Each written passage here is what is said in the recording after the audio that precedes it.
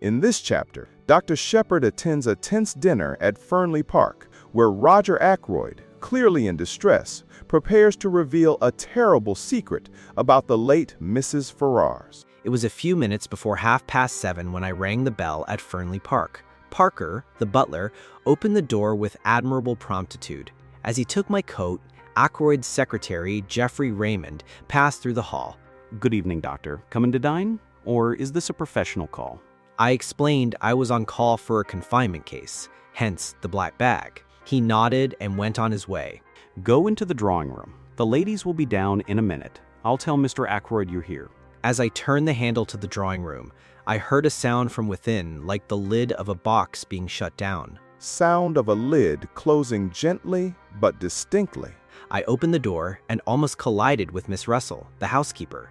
She was breathing hard, as though she had been running. Oh, Dr. Shepard, it's gone 7:30. I didn't know you were expected to dinner tonight. I only came in here to see if the flowers were all right. She passed quickly out of the room. I strolled to the window, then my eye was caught by a silver table. I lifted the lid and let it fall.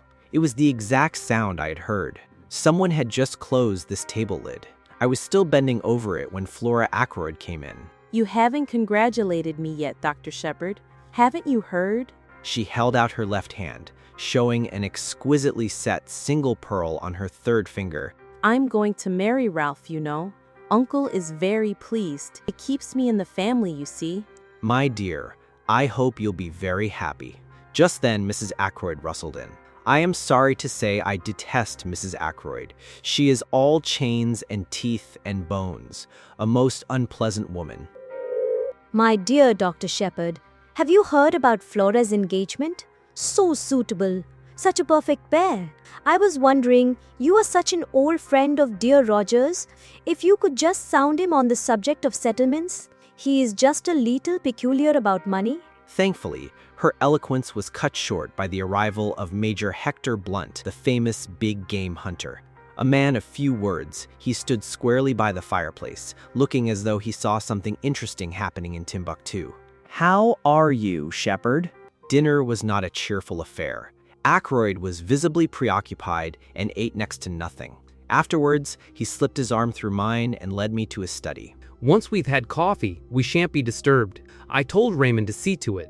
Make certain that window's closed, will you? I went to it and latched it shut. Parker entered with my bag, which Ackroyd had sent for on the pretense of my giving him some medicine. The door's closed. Good. Shepard, I'm in hell. What's the trouble? Shepard, you attended Ashley Ferrars in his last illness. Did you never suspect that he might have been poisoned? The idea had crossed my mind, but I had no proof. He was poisoned by his wife. She told me so herself yesterday. My God. She confessed everything. Her hatred of her husband, her love for me. And she told me someone has known all along. Someone has been blackmailing her for huge sums. It was the strain of that drove her mad. Who was the man? She wouldn't tell me his name. She asked for 24 hours, made me promise to do nothing. I swear to you, Shepard, it never entered my head what she meant to do. Suicide. And I drove her to it. Don't say that. The responsibility is not yours. But what do I do now? The poor lady is dead. But the scoundrel who drove her to it, is he to go scot-free? I have the strongest impression that somehow she must have left a message for me. A door opens quietly. Just then, Parker entered with the Evening Post. The Evening Post, sir.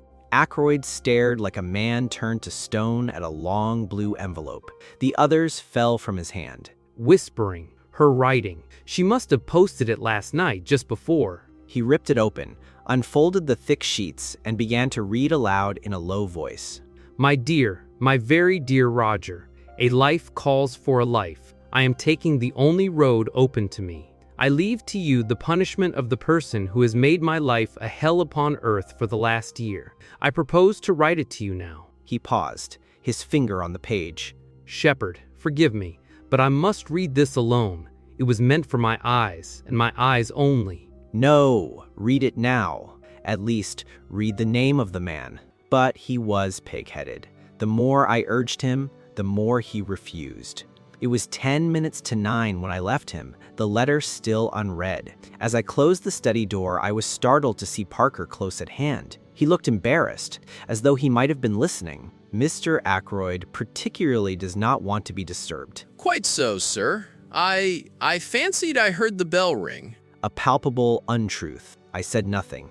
As I passed through the lodge gates, the church clock chimed 9. I almost cannoned into a man coming the other way.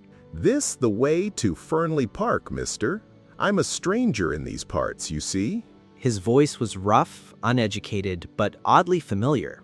I pointed him the way and went home. At 10:15, as my sister and I were going up to bed, the telephone rang. Telephone rings sharply. I ran down and took up the receiver. What? What? Certainly, I'll come at once.